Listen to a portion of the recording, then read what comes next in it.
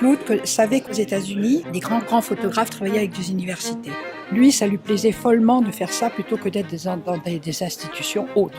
Le seul photographe en France qui est dans une université, c'est Claude. On a eu la chance avec lui de mettre au point, avant sa disparition, une photothèque pour essayer de valoriser son œuvre. J'ai la possibilité et la chance d'avoir 10 000 tirages que je scanne tous les jours, c'est ma corvée.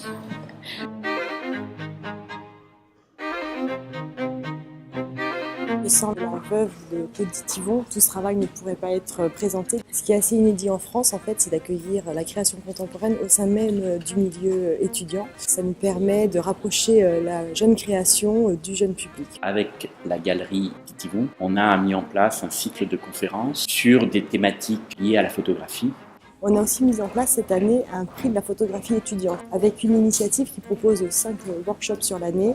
Et les lauréats se verront eux-mêmes à leur tour exposés, pas dans la galerie Ditivon, mais à l'espace culturel. Il n'est pas du tout has-been d'exposer des photos, ne serait-ce que parce que, justement, il n'y a pas d'équivalent numérique à une image que l'on voit sur un mur. Et du coup, les gens, ils ont besoin de continuer à voir l'objet de la prise de vue qui est le tirage. Il ne connaissait rien en photographie, c'était les débuts. Il y avait juste un pauvre appareil que je lui avais offert et qu'il n'avait jamais photographié avant. Et il s'est dit, si je fais de la couleur, ben, ça plaira aux gens. Et par exemple, mai 68, il est le seul à avoir fait de la couleur. Après, il n'a plus jamais touché à la couleur. Ça, personne ne le sait, ça, je vous le dis.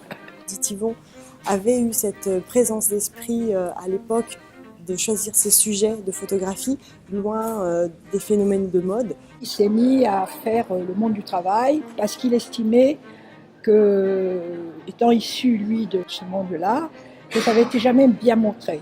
Il s'est attelé à ce que j'appelle, moi, une saga. L'exposition Les Gueules Noires de Claude Ditivon fait référence à son travail sur les mineurs, réalisé dans la région Nord-Pas-de-Calais. C'est un travail qui date de 1968, donc c'est aussi un puissant témoignage qui a été très rare sur ce métier aujourd'hui disparu. Il a fait à l'instar du patronat, parce qu'on ne lui avait pas donné l'autorisation.